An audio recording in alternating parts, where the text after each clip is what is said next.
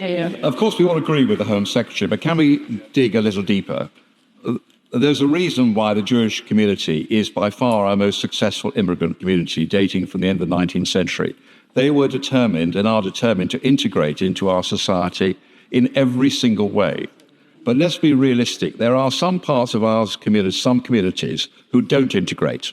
So will the government say unequivocally that if you want to come and live here, you must think of yourself primarily as British? It doesn't matter what your colour is, what your faith is, but you are British. However strongly you feel about Guards or anything else, you approach all issues with our traditional sense of good humour and tolerance. Home Secretary. I see. I thank him for his question. I think everyone across this House can unite around and agree that it's very important that everybody who comes to this country, makes it their home, chooses to raise their family here, commits themselves to being the best of British. That is certainly my own experience as somebody whose parents came to this country in the late 60s and then in the 70s.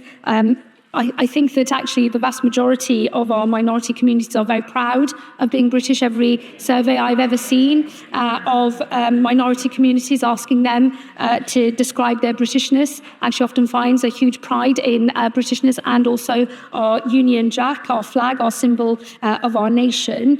There are obviously, though, some issues that we have to confront, and there is a question here to be asked about this attacker who had all of the benefits. He came here as a small child and was a naturalised British citizen whilst he was still a minor. He was under 18 when he became British, and he committed these attacks in his mid-30s. There is a question to ask about what went wrong in that period of his life, in those formative years that made him do such an act. I will ensure that those wider lessons are learned, and I will never shy away from honest conversations about either integration or community cohesion in our country. But I also don't want it to be the case that we allow the actions of a minority to make us believe that our majority are not proud of being British, because my own experience, and I think all of the data shows, the exact opposite is true.